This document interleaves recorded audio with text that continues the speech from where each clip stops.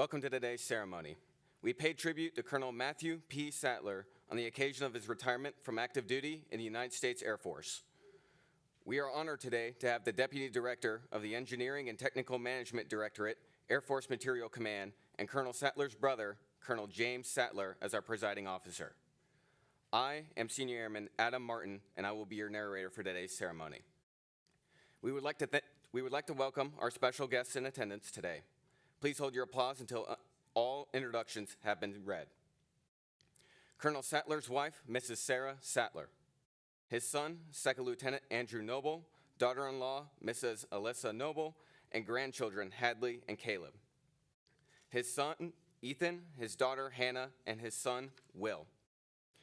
Joining us virtually today are his parents, David and Sharon Sattler. Also in attendance are Colonel Sattler's father and mother-in-law, Colonel Bill Langendorfer, United States Air Force, retired, and Mrs. Andy Langendorfer. His aunt, Diana Drenner, his brother, Colonel Jeff Sattler, United States Air Force, retired, and his sister-in-law, Kelda Sattler. Colonel, retired, Jeff Sattler has asked that he be addressed as the senior brother. And his sister-in-law, Jean Sattler, and her children, Nolan, Caleb, and Eli. We also welcome our distinguished visitors in attendance today. Chief Master Sergeant Daniel Perry, 557th Weather Wing Command Chief. Colonel Hank Chilcote, 1st Weather Group Commander. Chief Master Sergeant Jonathan Popovich, 1st Weather Group Senior Enlisted Leader. Mrs. Tatiana Fry, representing Colonel Andrew Fry, 2nd Weather Group Commander.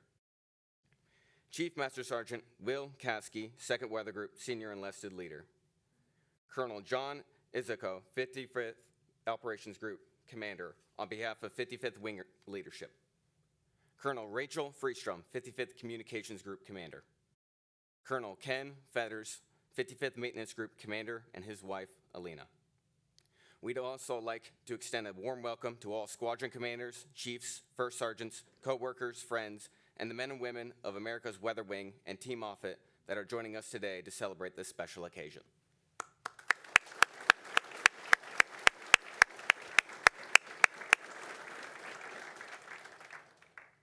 Ladies and gentlemen, please stand for the arrival of the official party, the presentation of the colors, and the singing of our national anthem by Staff Sergeant Jonathan Leslie, and the invocation given by Pastor Starr.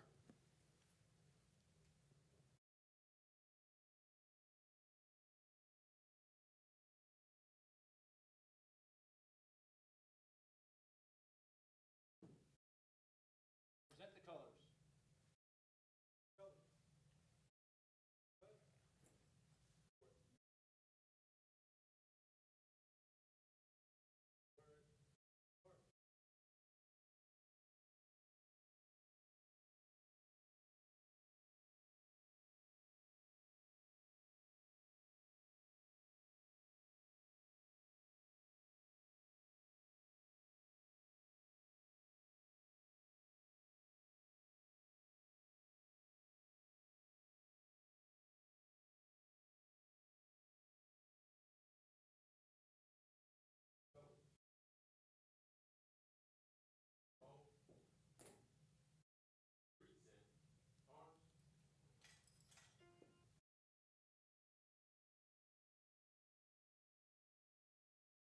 Oh, thus be it ever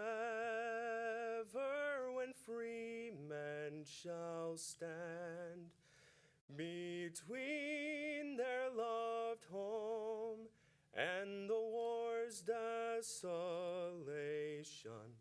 blessed with victory and peace, may the heaven-rescued land praise the power that hath made and preserved us a nation. Then conquer we must when our cause it is just, and this be our motto: in God is our trust. And the star-spangled banner in triumph shall wave.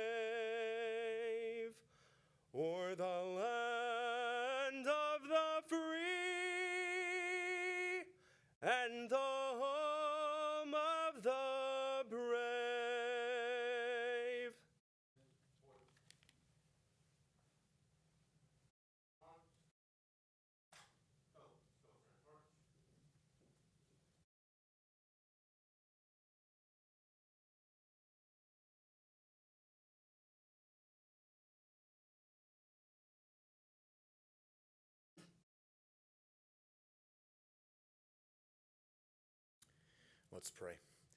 Our Heavenly Father, Lord, we do thank you so much for this momentous occasion. We thank you for Colonel Matt Sattler and for the life that he has given to both country and to you. We thank you for his love, his patriotism, his courage, his strength and dedication and faithfulness, both to country and to his family. We thank you for Sarah and for the children and for those that have also given their lives and dedication to the freedoms that we have in the United States of America. Lord, we thank you for the sacrifices that Colonel Sattler has given for our freedoms here in America. And Lord, we thank you so much for the sacrifice of our Savior, the Lord Jesus, who died on the cross in our stead. We thank you for the faith that is exhibited in Colonel Matt Sattler and the life that he has lived and the life he will continue to live for both country and for you. It's in Christ's name we pray. Amen.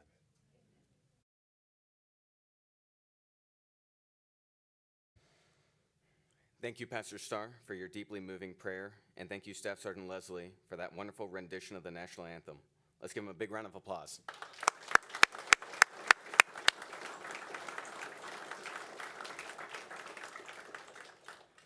Ladies and gentlemen, please be seated.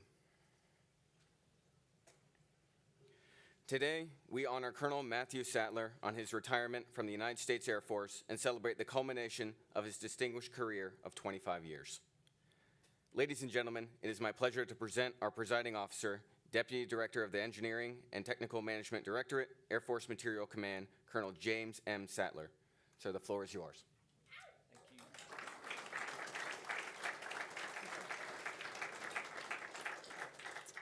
you. Okay, well, good afternoon, ladies and gentlemen. It's a real pleasure to be here. I'm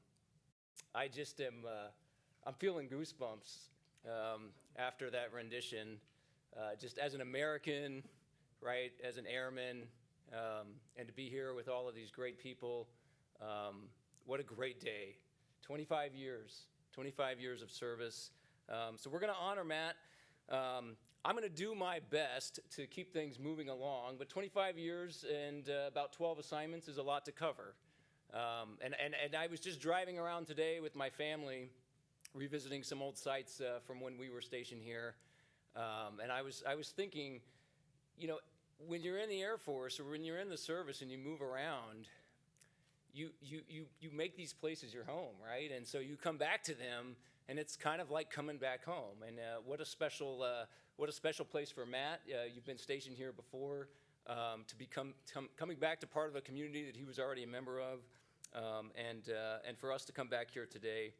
I want to welcome Sarah, Andrew, and Alyssa, and Hadley, and Caleb, and Ethan, Hannah, and Will. These things are really, we honor the individual, but they're really about the family. And it's so wonderful to have you here. And that's not always the case, right? And sometimes retirement ceremonies don't work out like that. I think our oldest brother, the senior, can recall a retirement ceremony like that.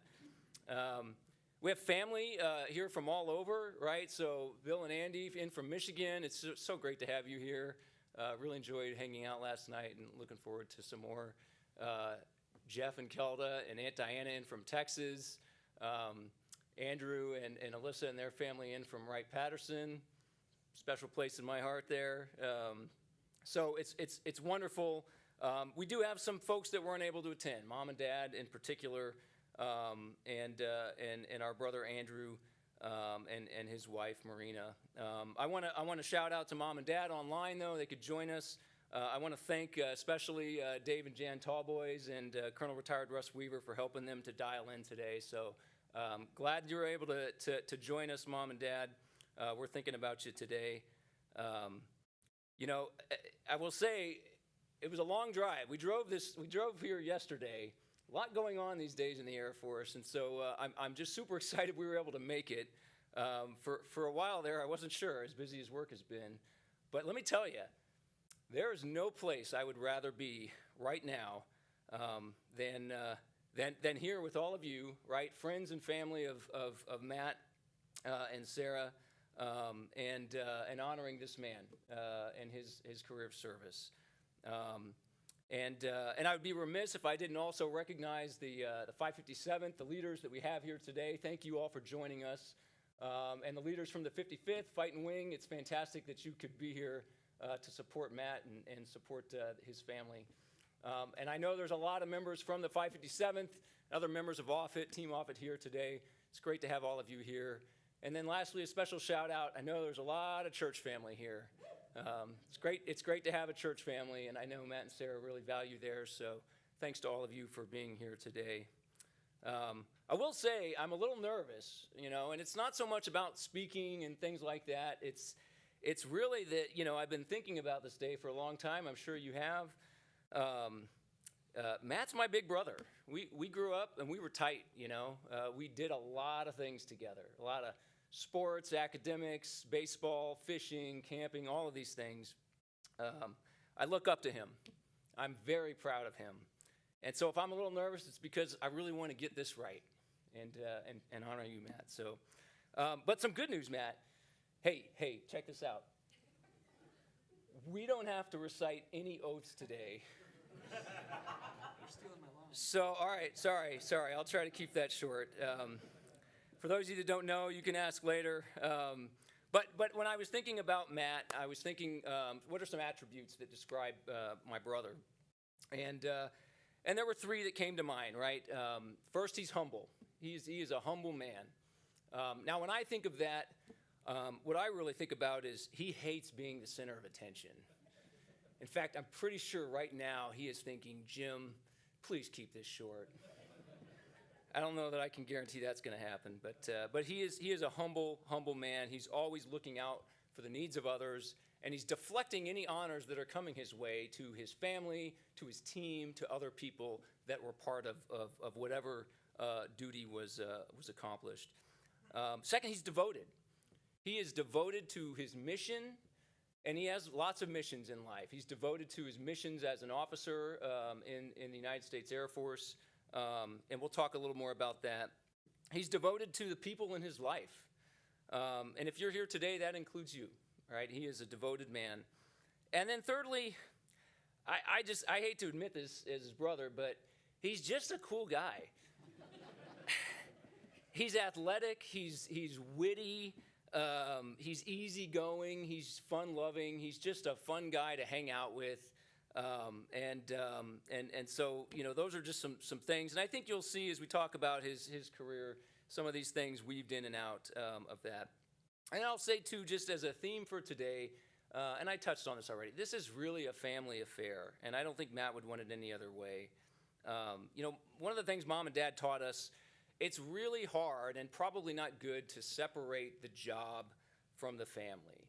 They overlap, right? Any job you have. And when you sign up, for a career in the profession of arms, they're going to overlap a lot.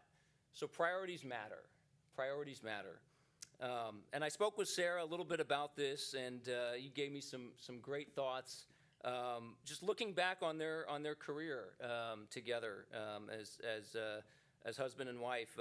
She said, we're stronger and more adaptable as a family through all the changes and difficult times. She said those difficult times, it becomes even more important to keep that sense of humor. Good thing Sarah's got one. Sometimes I don't know if Matt does.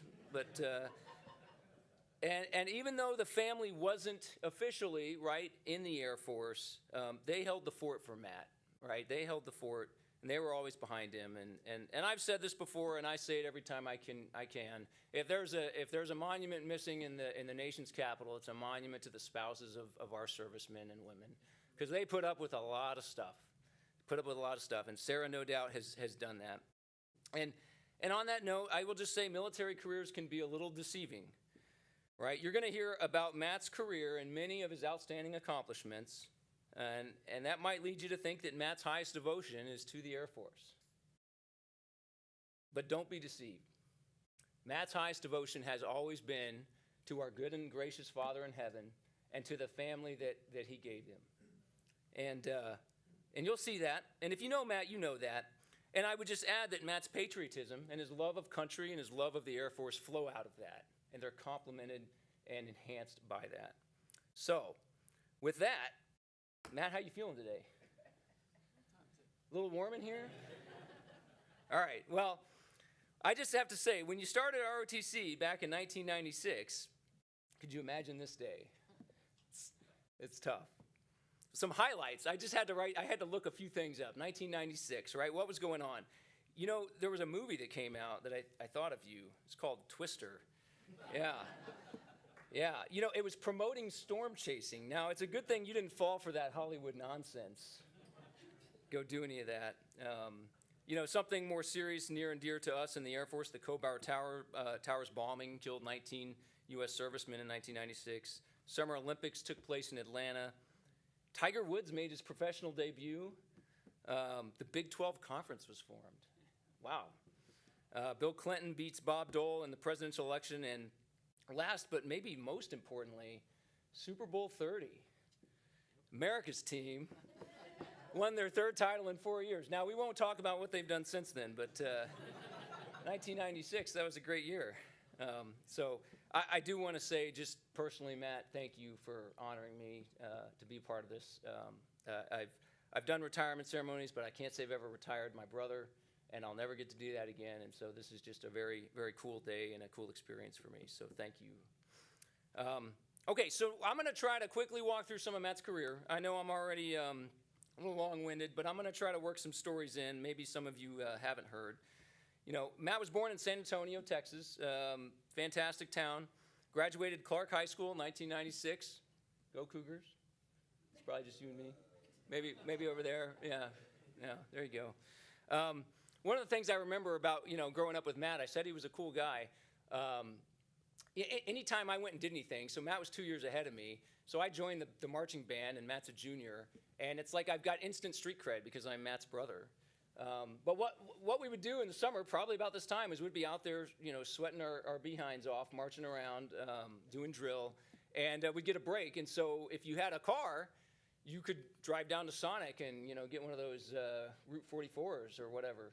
So Matt and, you know, maybe a friend, we'll call her, she may have been a girl, it's a friend, may have been in the car with him. I was probably relegated to the back seat. We drive down to Sonic, we're coming back, we're probably running a little late because we're not the most timely individuals, and woo,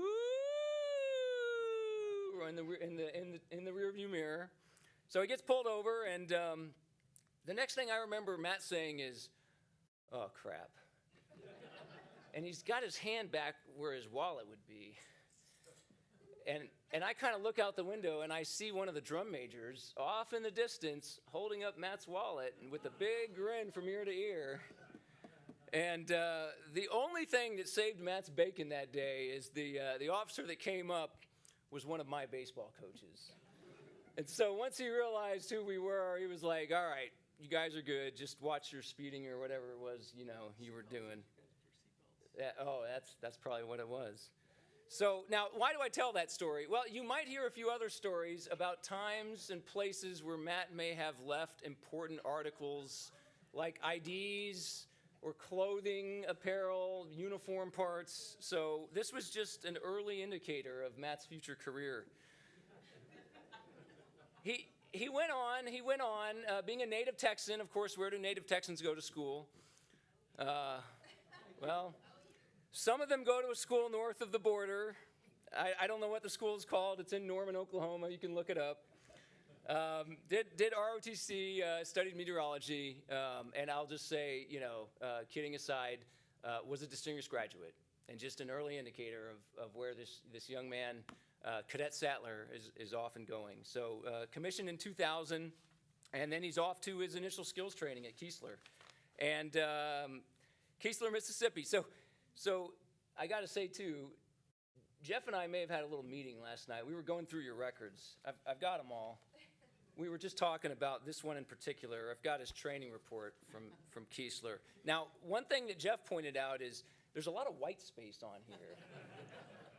I don't know what's up with that, if that was an indicator. Also, we thought it noteworthy here under the professional qualities, right? Highly mature officer, I'm quoting, who, et cetera, accomplished all assigned tasks with a minimum amount of supervision. Very good. They thought that was important to put in there. So you can see his career is off and running. Kidding aside, he's a distinguished graduate of that course as well. He hasn't really even begun his formal duties as a weather officer, and he's already a 2-time distinguished graduate. So I'm going to kind of fast forward. He was off to Davis-Monthan, spent a couple years down there in Tucson, Arizona. And then he was off to Korea for a year, just a few miles from the DMZ, doing weather support for the Army. His ratings during all of this time are fantastic, and they're starting to kind of show that, hey, this guy's got some abilities. Keep an eye on him. And then he gets to his third assignment, and he decides to apply to graduate school. And he goes to a place that I've spent many a year of my life, which is the Air Force's graduate school, the Air Force Institute of Technology at Wright-Patterson Air Force Base. And he starts working on a master's degree in applied physics. It sounds very impressive. Jeff and I were talking about this. Yes. You always said it was space weather, which just sounded hokey. So applied physics, I would go with that. So I also have to say, looking at that training report, I always got the impression you didn't do very well at AFIT because you were like, well, I don't want to do that anymore. So I was surprised when I saw your GPA, right? You had you know what you had? You know what your GPA was? 2.3. It was a 3.8. Do you know what mine was? 3.9. Not as high as yours. We won't say what mine was.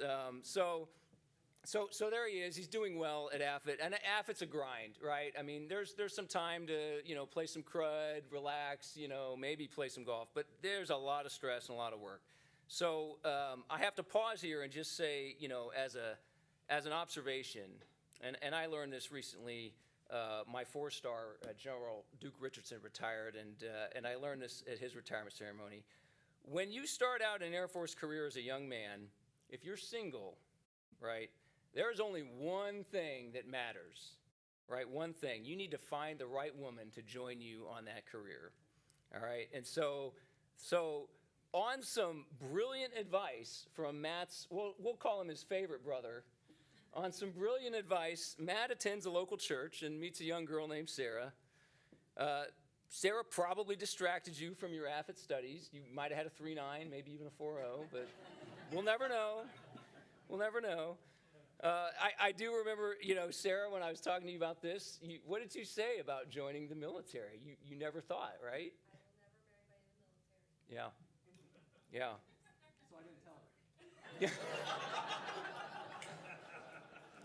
It's good. It's good. So it's Matt's moving along. I mean, 18 months goes by very quickly, right? He's met Sarah. He's getting to know her. Starts dating her, and I'm sure Matt's thinking, well, this thesis thing, this will just write itself.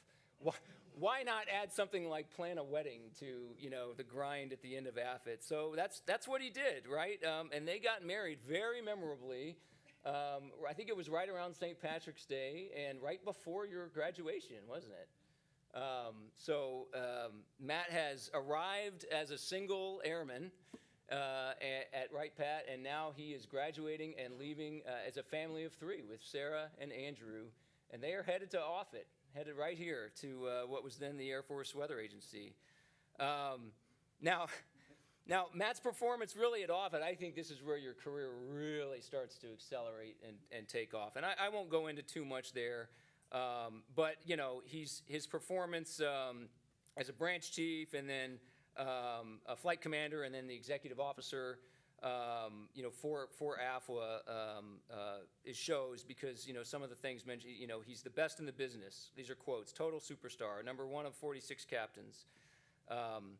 Now it's not all business, though, for Matt. He's got a family now, right? So he can't just focus on the duties. One of the things that Sarah mentioned when I was talking to her was that this was hard. You had been with your family all your life, and this man that lied to you about his military career comes along, and off you go.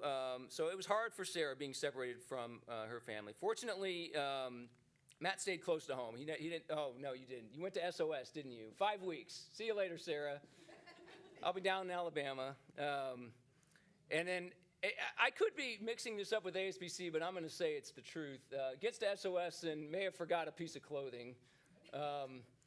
They may be some pants. I don't know. Do you really need your blues, your pants? I mean, yes, thank you. You just wear civilians and you say the airport lost your luggage, right? So, but what do you do at SOS back in the 2000s? Now, this is great because this doesn't happen anymore. You play this fantastically strange game called flickerball. And I would describe it, but I'd need a chart and a lot of time, so I'm not going to do that. But suffice it to say, I think it was the #1 cause of injuries for officers, including my brother, who at some point ruptured his Achilles at SOS. And luckily, it was toward the end.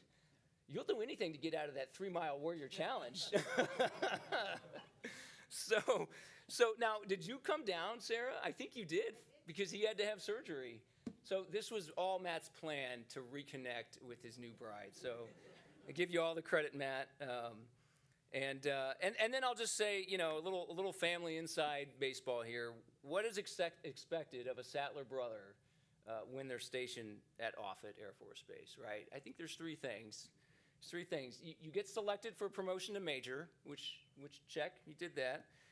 You grow your family with the birth of a new baby, and in particular, a baby boy. That's right, he did that. And last but not least, I'm sure you can all imagine, you buy a Honda Odyssey from Honda Cars of Bellevue. So Matt was the second brother to do these, and then a few years later, I'd show up and complete that box checking. So they grow their family by 2, in fact, and Ethan arrives in 2008, I think, and then Hannah arrives in 2010. It's very special for me because my family was just getting started, and my daughter Linnea, who couldn't be here, is just 4 days apart from Hannah. 10 days? 2009, sorry, thank you, 2009. So Hannah comes on the scene, and they're getting ready to head now down to Texas. But now his family, their family is now 5, right? So getting bigger. So Matt is now assigned to the Personnel Center, AFPC, at Randolph Air Force Base. He's the chief of the deployment ops scheduling for the weather career field. Continues to excel. Again, I won't go into too much detail, but he ends up leaving as the #1 of 32 officers in the directorate.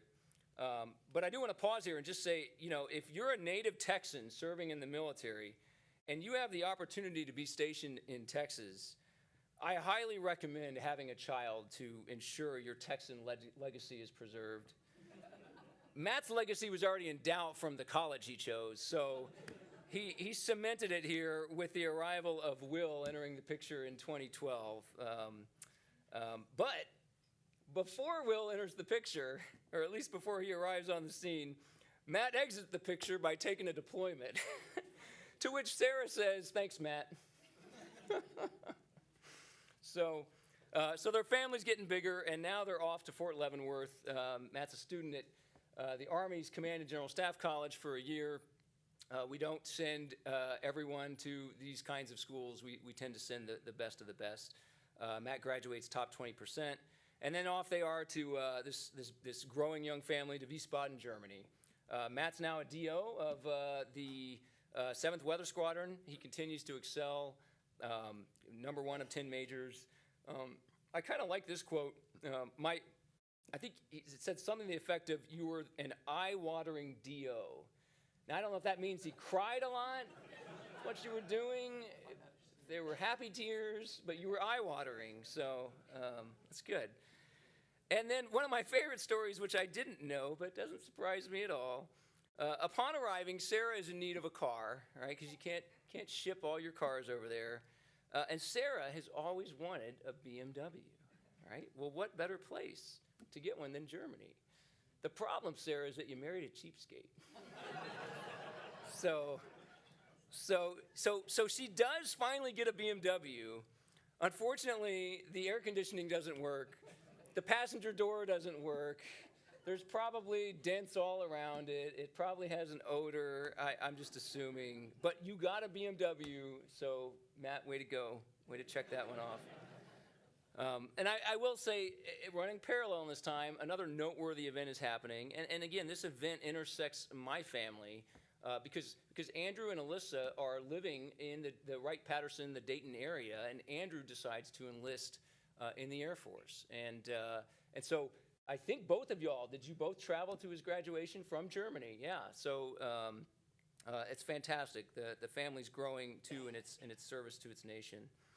After that, they head to Scott, and Scott Air Force Base in Illinois is where Matt takes his I would say your seminal career assignment as an officer, as the commander of the 15th Operational Weather Squadron. Now, I'm going to speak like I've been a squadron commander, but I have to be honest, I haven't. This is just based off of what I know from others. It's the most prized position for an Air Force officer. It's the level of leadership that's the most rewarding, but make no mistake, it's a grind, and you can be fired for the mission failures of your team, right? And you carry the weight of your airmen's problems on your shoulders every day, every night when you go to sleep. And Matt crushed it. Literally, this is what was written. Crushed first year of command. And then later on, number 1 of 6 squadron commanders. Aced command tour. So Matt's doing very well. Scott is a great place. I've not been stationed there, but Jeff has. Now, Jeff, I shouldn't say Jeff. I know someone in the family that had a bonus baby at Scott. I don't know if that ever crossed your mind, but you maybe could have had a bonus baby there. I don't know. We'll never know. So then Matt moves on to the Pentagon, right? And the place where we try to see how many FGOs we can stuff into an 8x10 office. He's the chief of Joint Weather Policy and Doctrine. So again, the scope of his responsibility is increasing. And he's responsible really for the structure and the processes of the entire DoD weather enterprise. And he was leading through a lot of change at this time, right? But he continues to excel. Quote, outperforming peers at all levels, number 1 of 11 lieutenant colonels. And then COVID breaks out, and he's having to deal with that. And then they take an assignment now after a few years at the Pentagon down to Joint Base San Antonio. And Matt is now going to be a deputy group commander for the 502nd Force Support Group. And in this hour, he's working for an Army colonel.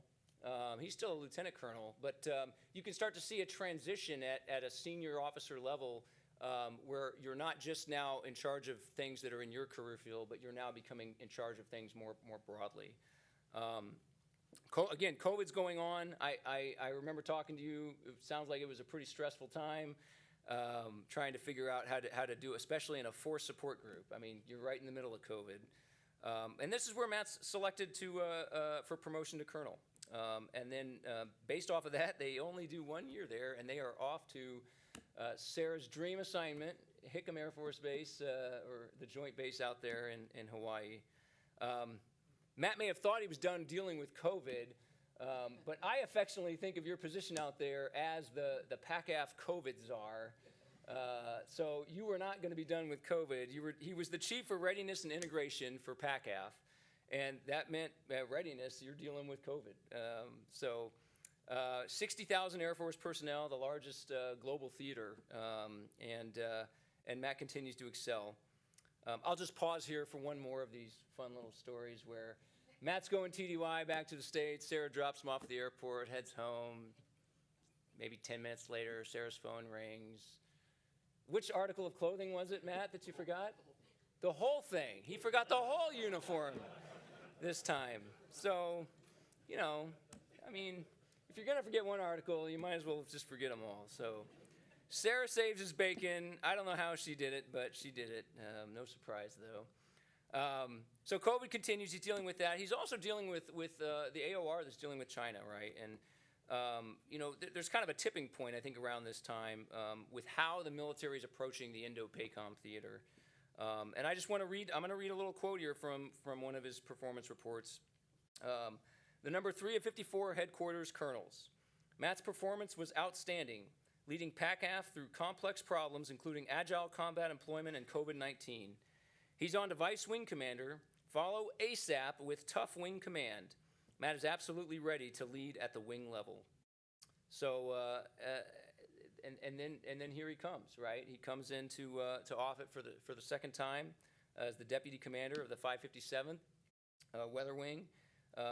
He's leading 1,400 airmen, 12 squadrons across 17 global ops centers, supporting all of the combatant commands, right? All of them.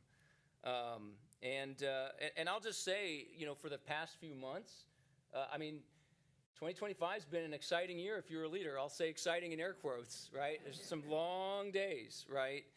Matt has had to lead through a fast-paced, dynamic, and challenging environment. As our chief of staff likes to say, though, this is a time of consequence. And Matt shows up as the deputy, and then he ends up becoming the commander, because we don't have acting commanders. We're not actors. That's right. And he's leading through all of this change here today, and that brings us here today. So I'll wrap things up here. I will just say, before I get to you, let me just turn attention back to your family real quick. I mean, we can talk about this is what success looks like, but I really think this is what success looks like, right? I learned a long time ago from a very good boss that the Air Force is going to sort of divorce you someday. You don't want to be divorced from your spouse when that day comes. And what an incredible marriage. You two are as thick as thieves, and I love it. And what an incredible family you've got. This is what success looks like. So congratulations.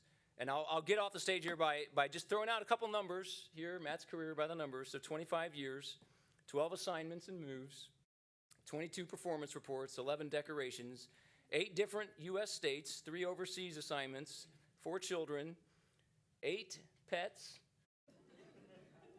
I think Sarah likes pets, if you don't know her. 2 times Matt went TDY and forgot to bring his uniform. 1 deployment, 1 spouse, countless friends for life, and a lasting impact and legacy. The Air Force is better off today because of your service, Matt. So with that, are you ready to make this official? Okay.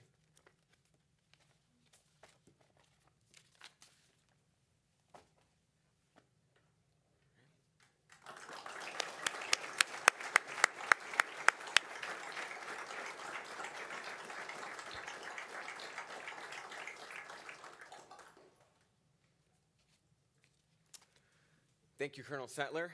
Ladies and gentlemen, please stand as we present the Legion of Merit to Colonel Sattler. Publish the order. Attention to orders. The President of the United States, authorized by Act of Congress 20 July 1942, has awarded the Legion of Merit to Colonel Matthew P. Sattler for exceptionally meritorious service from 13 June 2023 to 31 December 2025. Colonel Matthew P. Sattler distinguished himself by exceptionally meritorious conduct in the performance of outstanding service to the United States as Deputy Commander, 557th Weather Wing, Offutt Air Force Base, Nebraska, from 13 June 2023 to 31 December 2025. During this period, the exemplary ability, diligence, and devotion to duty of Colonel Sattler were instrumental in the resolution of many complex problems of major importance to the Air Force and nation.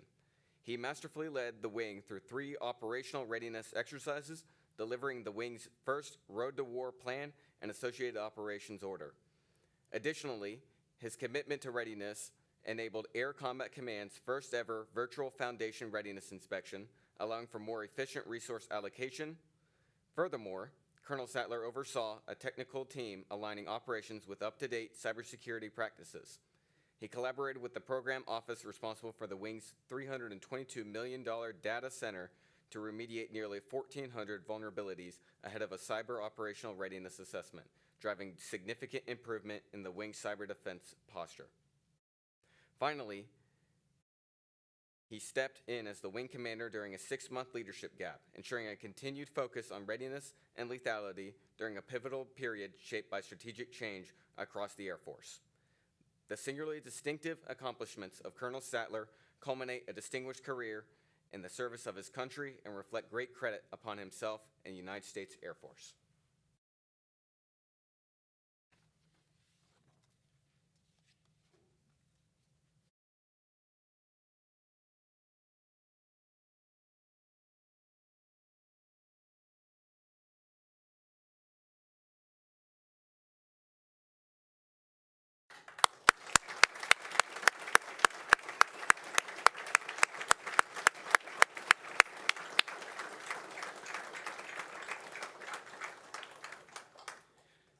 And now, please remain standing for the reading of the retirement order.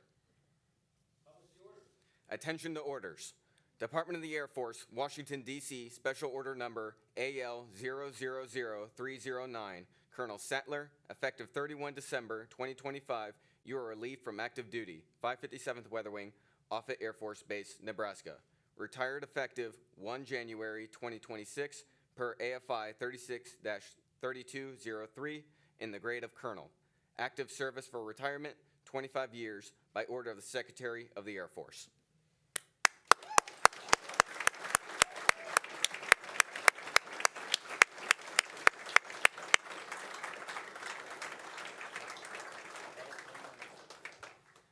Ladies and gentlemen, please be seated. Every retiree receives a special retirement pin as a memento of their active duty service.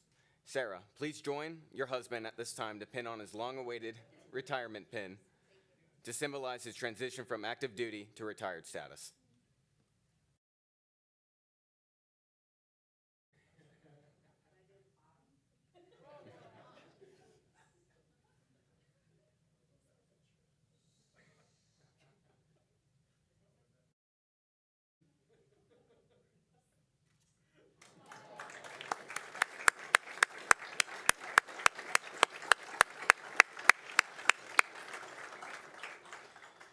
We would now like to present Sarah with a certificate of appreciation from the United States Air Force.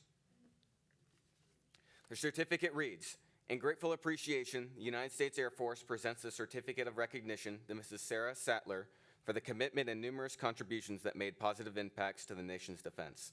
Thank you for your support, which gave strength and purpose to your spouse's service. Signed, General David Alvin, Chief of Staff, United States Air Force."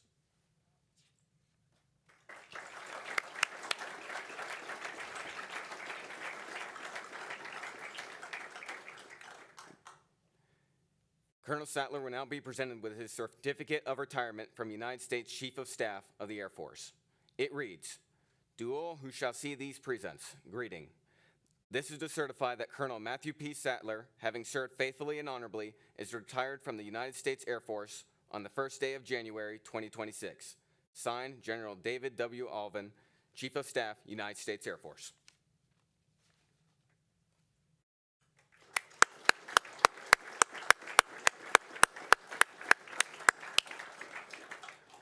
The unwavering support of family is crucial to success in military service. We would now like to acknowledge the sacrifices of Colonel Sattler's children, Andrew, Ethan, Hannah, and Will, who have supported their father's dedication to duty.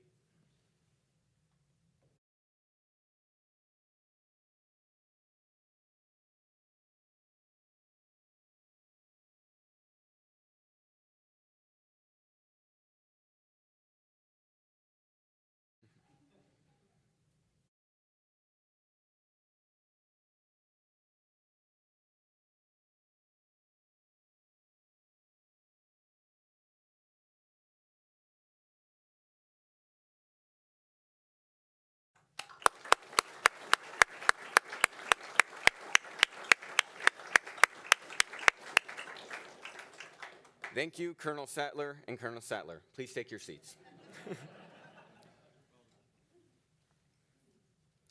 Colonel Sattler has also received various letters of appreciation recognizing his retirement and including certificates from the President of the United States and the Commander of Air Combat Command. These are on display on the table to my right. Now, Tech Sergeant Jeremy Hale and Tech Sergeant Peyton Coase will honor Colonel Sattler by conducting the flag folding ceremony.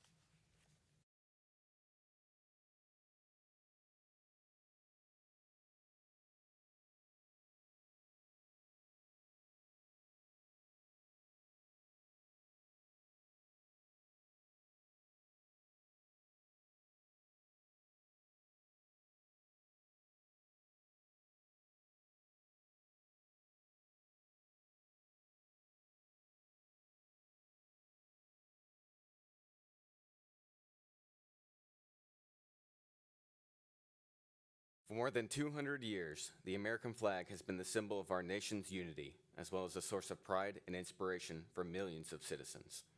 Born on June 14, 1777, the Second Continental Congress determined that the flag of the United States be 13 stripes, alternating between 7 red and 6 white, and that the Union be 13 stars, white in a blue field representing a new constellation. Between 1777 and 1960, the shape and design of the flag evolved into the flag presented before you today. The 13 horizontal stripes represent the original 13 colonies, while the stars represent the 50 states of the Union. The colors of the flag are symbolic as well. Red symbolizes hardiness and valor, white signifies purity and innocence, and blue represents vigilance, perseverance, and justice. Traditionally a symbol of liberty, the American flag has carried the message of freedom and inspired Americans both at home and abroad.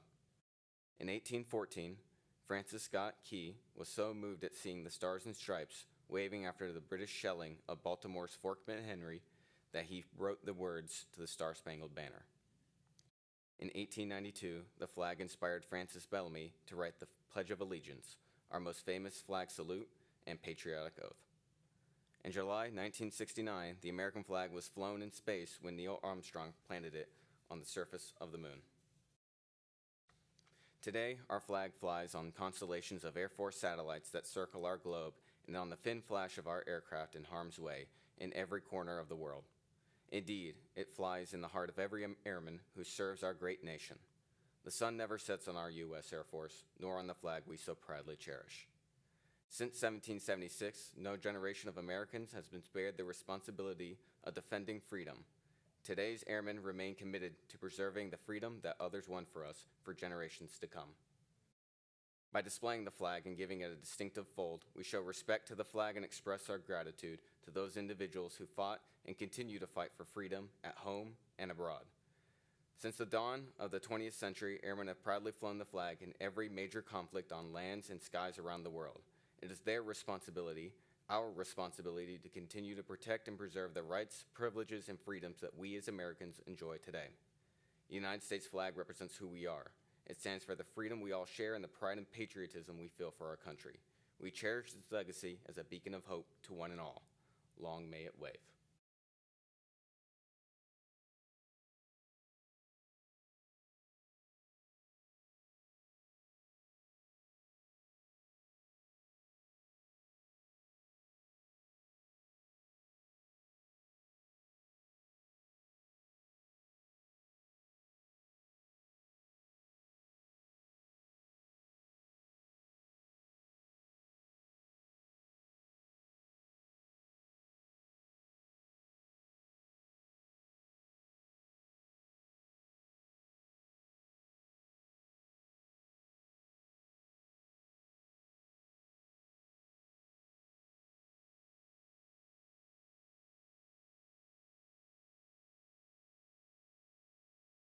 This flag, which is presented to Colonel Sattler in honor of his retirement, was proudly flown over the 557th Weather Wing headquarters building on July 17, 2025. On behalf of the President of the United States Air Force, and a grateful nation, present our nation's flag as a token of appreciation.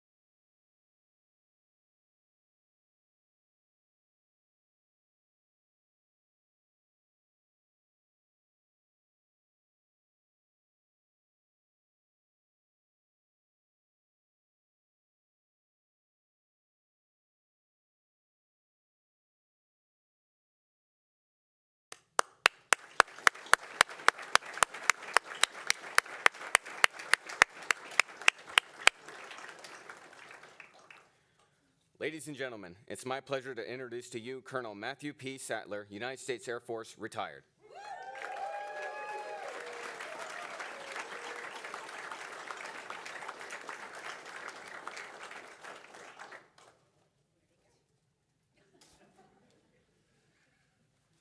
Should have put that higher.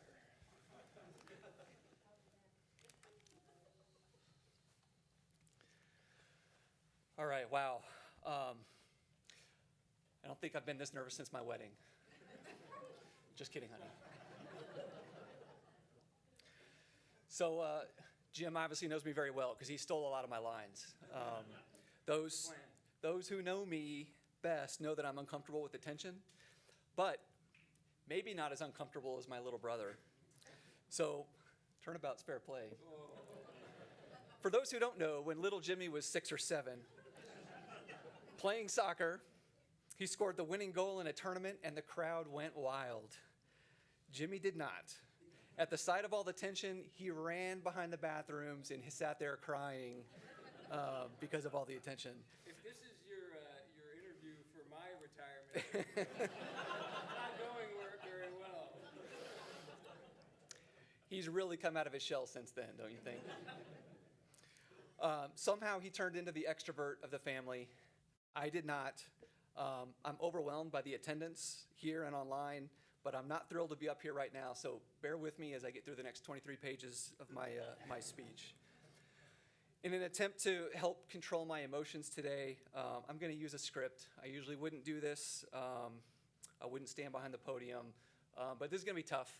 So bear with me as I read through this. So one of the things that I've learned about helping control your emotions is if you read from the script, it can help. So bear with me as we get through this. But hold on one second. What? I don't know if this was somebody's idea of a joke. This is going to make it really hard to get through my remarks here.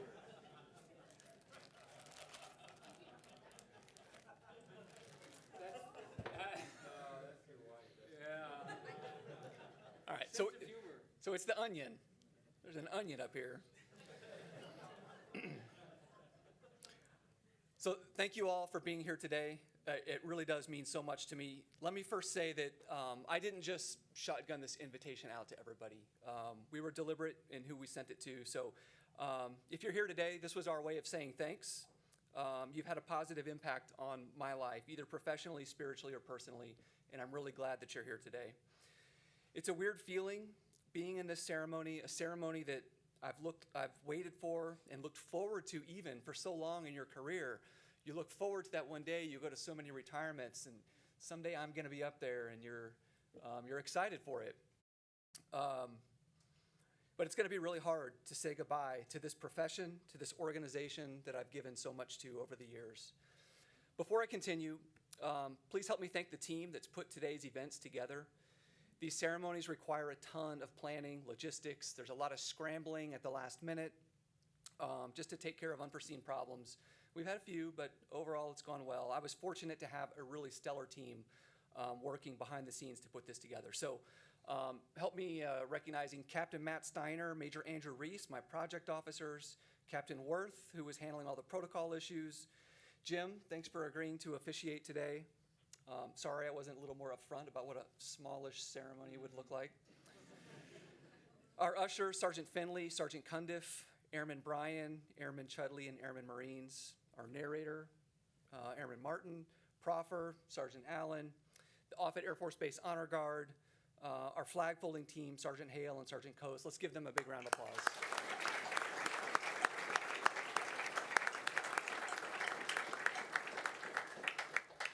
And to the staff here at Bellevue University, Leslie, Andrea, Eli, Tim, and Manny, thank you for not only allowing us to use this space, but for all the help in planning and setting up.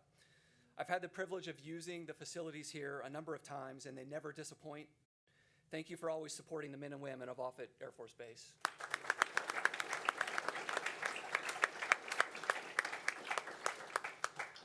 Andrew, thanks for agreeing to deliver the invocation, and more importantly, for the friendship that you and your family have had with us over the past 2 years. You and your family are such a blessing to us, so thank you. And Johnny, phenomenal job. I tell you, the moment I heard you sing in church, I thought, all right, he's singing at in my retirement. That's why I retired here. I didn't move on because I didn't want to lose that opportunity. And also, a little awkward, but thanks for breaking your ankle so you could miss your deployment so you could be here today. Really appreciate it. I'm glad it worked out. Thanks. So more about the national anthem in just a second. I'm sure everybody's wondering. That's foreshadowing. To our other distinguished guests in the audience, Colonel Zacco, thanks for representing the Fight in 55th. You guys are true professionals. We couldn't ask for better mission partners here at Offutt. Hank, It's been a pleasure getting to know you over the last 2 years, and an honor to get to work with you. Best of luck as you take the reins of the wing next week. I'm excited for you, but I know you're the right guy at the right time to do the job. Chief Perry, what a treat to get to serve with you again. I knew in Germany that you were destined for great things, and just an honor to be able to get together with you here and get to work again with you. Chief Pop, Chief Kasky, thanks for taking time out of your days to be here today. Tatiana, thanks for standing in for Drew. He couldn't make it. He always seems to be gone at the key times, but I'm glad you were here to fill in for him. Thank you. Rachel, awesome. I'm sorry Hugh couldn't make it, but so good to run into you guys here again, too. Thanks for being here. Ken and Alina, thanks for being here as well. It's been great getting to see you guys, run into you around base at various other ceremonies. To all the other commanders, chiefs, first sergeants in the audience, to my many friends and coworkers who took time out of the day to be here today to celebrate with me and my family, thank you for being here. I'm truly humbled. So, speaking of the national anthem, you may have noticed it sounded a little bit different than usual. Johnny actually sang the fourth verse of the national anthem. In his defense, I asked him to do that. Just be prepared. You may not know, but we're going to sing the fourth verse of the Air Force song at the end. So I made that last part up. But I did ask Johnny to sing the fourth verse for a reason. So we always sing the first verse. It's become so familiar. We sing it without even thinking about the words, right? But the words mean something. And most people don't realize, or at least don't think about the fact that the first verse ends in a question. It leaves you hanging. Oh, say, does that star-spangled banner yet wave o'er the land of the free and the home of the brave? Does it? Does that star-spangled banner yet wave? And then we all go on with our day, and we play baseball or do whatever. The remaining three verses go on to answer that question. The second verse paints a picture of hope. 'Tis the star-spangled banner, oh, long may it wave o'er the land of the free and the home of the brave. The third verse testifies that it still waves today, and the star-spangled banner in triumph doth wave o'er the land of the free and the home of the brave. And then the fourth verse, which Johnny sang for us so well today, declares that it will continue to wave in the future, and the star-spangled banner in triumph shall wave o'er the land of the free and the home of the brave. I've been extremely fortunate and blessed to be able to work with some amazing airmen, soldiers, sailors, Marines, and guardians who stand ready 24/7, putting their lives on the line to ensure we always have an answer to that first verse. All right, discounting all the embarrassing stories my brother just made up about me, I do so appreciate the nice things he said. That's a big departure from the way he usually talks about me. But the focus today should be on the people who led me, who developed me, who took care of me, pushed me, supported me, and prayed for me to get here today. My achievements and accomplishments are their achievements and accomplishments. In the interest of time, I'm only going to have one point today. I know we're going a little long, so it'll be easy to remember. It's gratitude. But I have like 5 subpoints, so reference the 23 pages. We're on page 2. First and foremost, I thank my Father in heaven for all that he has given me. If I could let you inside my brain, if you knew my weaknesses, my fears, my shortcomings, you'd know there's no way I could have lasted 25 days in the Air Force, much less 25 years. Any success I've had is only possible by the grace of God and because this was his plan for me. Looking back at my career, I really appreciate the big challenges, those times when I was faced with a problem that seemed well beyond my capabilities, because it was. And when I was asked to take on something that I knew I couldn't do on my own, because those times confirmed to me that God was working in my life. It's only by his grace and his providence that I was successful. I'm eternally thankful to him. He is my rock, my deliverer, and I give him all the praise and glory today. Second is my family. Up here on the first row, I'm going to save them for last for dramatic effect. Third, I want to thank my friends and my church family who, thanks to the Air Force, are scattered all around the world today. For those able to make it here today and for those who dialed in online, thank you so much for taking the time to be here today. It means so much to me. All of my friends, my church family have played such an important role in my life. You've been there to support me, to encourage me, to point me to my Savior and to the work he's doing in my life. You gave me strength and encouragement every day to persevere. The amazing thing about the Air Force is that it's really quite small, And you get to the point where you move to a new assignment, and the first thing you do is you see, oh, who do I know in the area there? And then those are the people that you lean on, and they support you during the difficulties of the transition. And I know I'm going to continue to lean on all of you, especially as I begin this next daunting transition to this next phase of my life. See point one above about things that I can't do on my own. Fourth, my fellow teammates from America's Weather Wing, from Team Offutt, from all my previous assignments, some are dialed in online. There have been so many professionals that have poured into me over the years. I couldn't possibly thank them all up here. I wish that I could. We would be here all day. But from the sharp NCOs at my first duty station who helped keep me on track, Sergeant Ray Ford, Sergeant Nikki Brown, the airman I was working next to on the operations floor, some of you might know, it was back then, it was A1C Heath Buchanan, now Chief Heath Buchanan. It's kind of funny how you just grow up together. But from those guys to the senior NCOs and squadron commanders, the senior leaders who mentored me, the amazing leaders here at the 557th, sitting here on the first row, and in the audience. I could go on all day, literally, and talk about how each one of them has impacted my life and why they are responsible for me being here today. But the beauty of what we do in the Air Force, we serve alongside each other with our shared values, core values of integrity, excellence, and service. We build each other up. We make each other better. We cover down for each other. We're a family. We don't do it for thanks or gratitude. We do it because it's right and because we love our country and because freedom is worth defending. My time here at Offutt in the 557th Weather Wing has been nothing short of amazing. I'm truly going out on a high note. The talent, the capabilities, professionalism of our airmen you've seen on display today, they're beyond compare. I've said before, the 557th Weather Wing is an extraordinary organization with an extraordinary mission, and it's led by extraordinary airmen. For those who don't know the mission of our wing here, I do want to take just a minute and I want to brag on our airmen.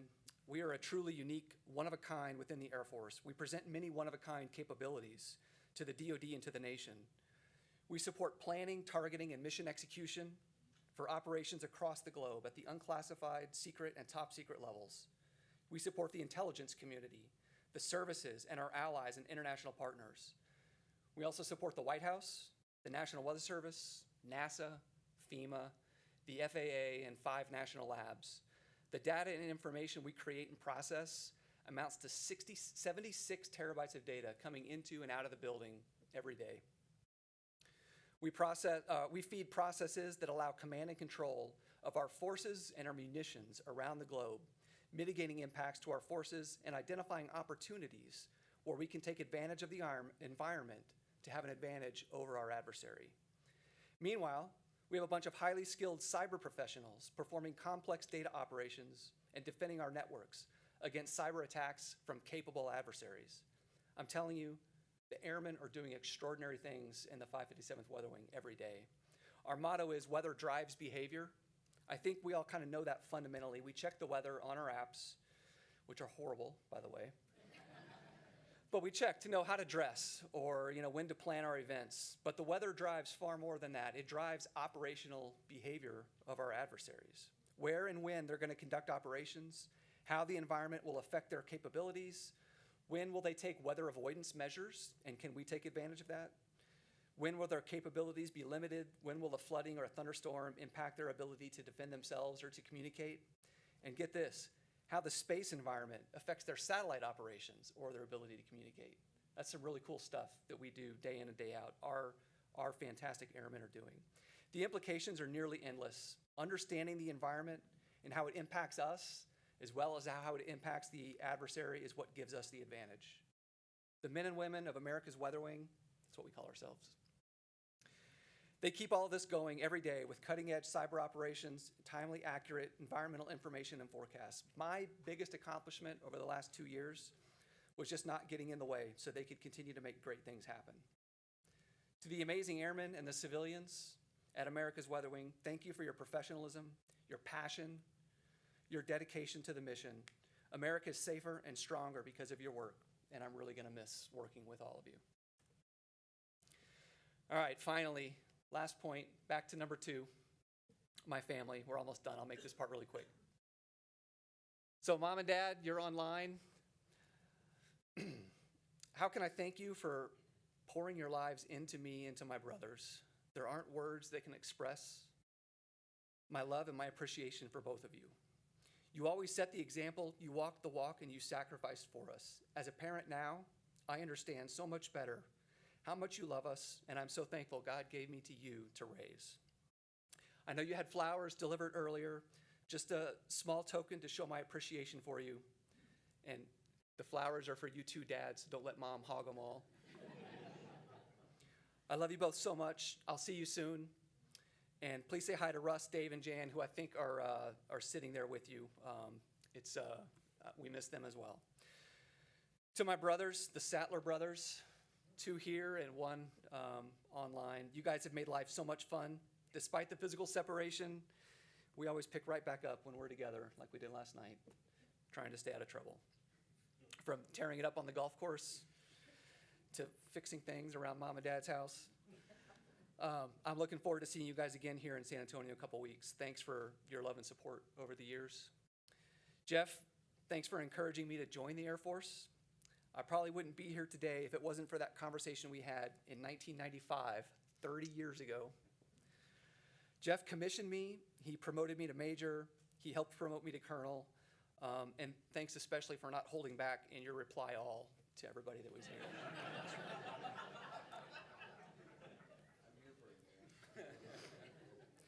Jim, thanks for agreeing to officiate today.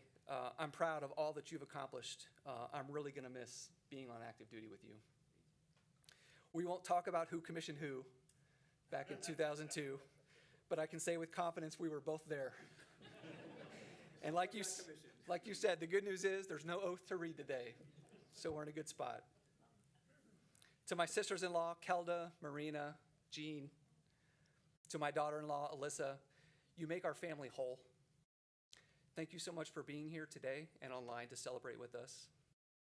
Aunt Diana, I'm so glad you were able to make the trip up. You've been such a big supporter of me in my life. Thanks also for all you've done over the past 6 months to help take care of Dad. I really appreciate it.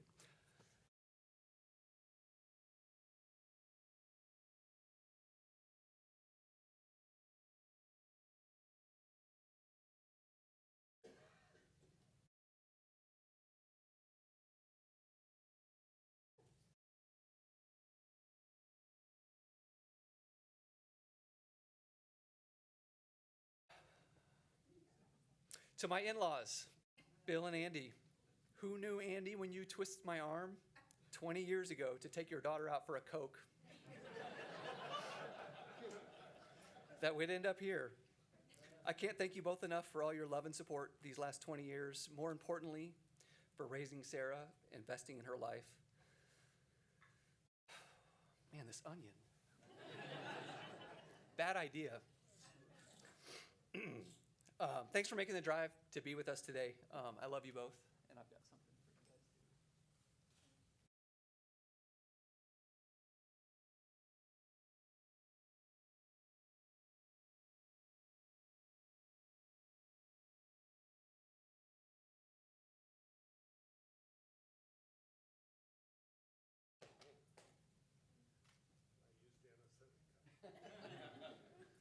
He did.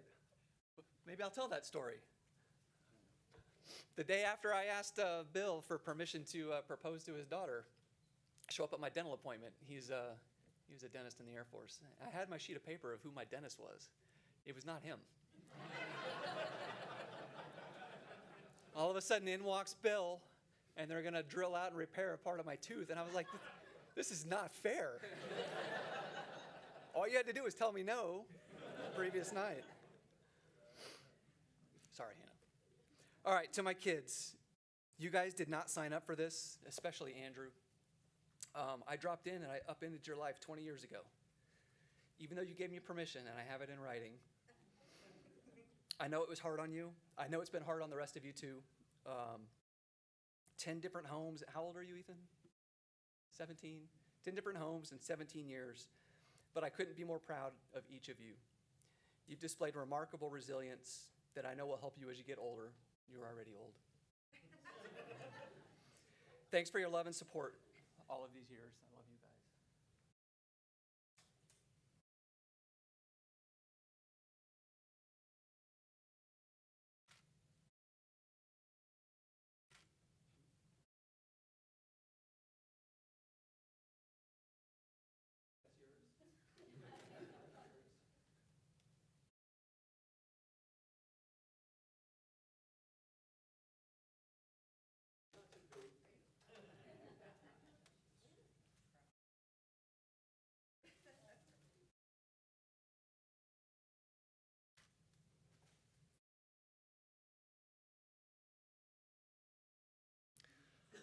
Okay, thanks everybody for coming.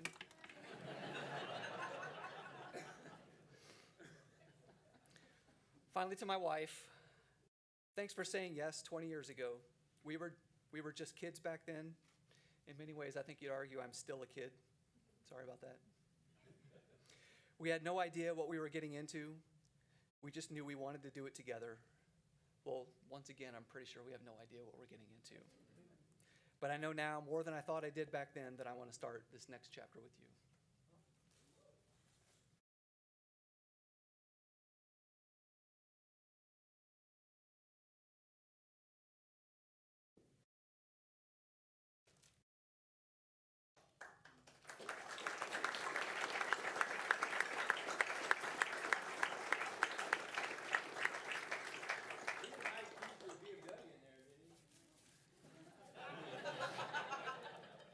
Everybody's got jokes.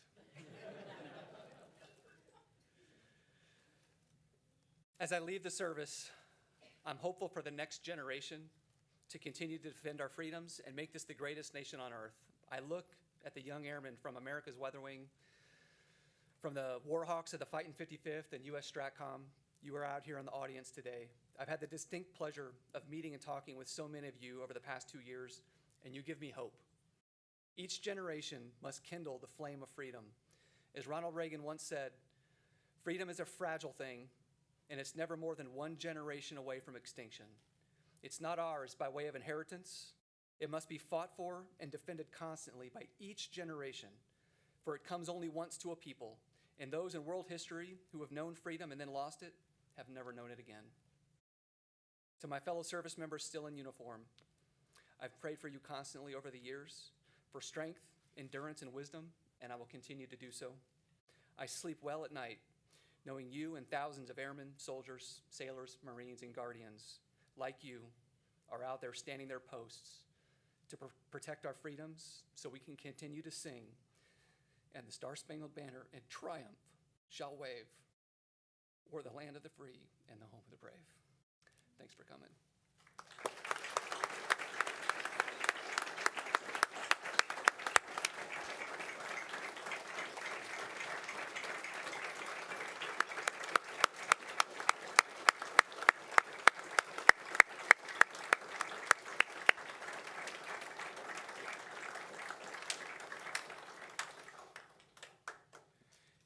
Thank you, Colonel Sattler.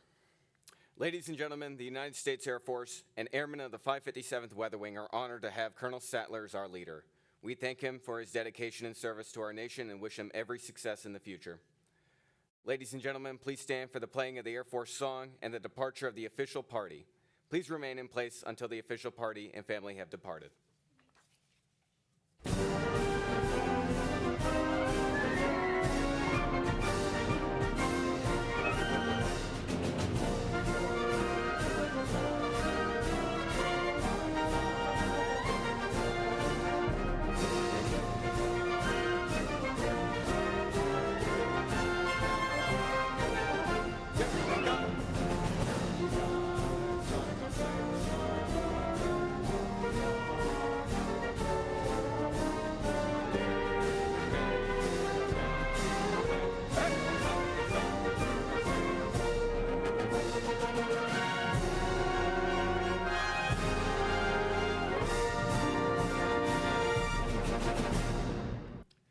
Ladies and gentlemen, this concludes today's ceremony. Please join us in congratulating Colonel Sattler and his family in the multi-purpose room next door, where there will be light refreshments.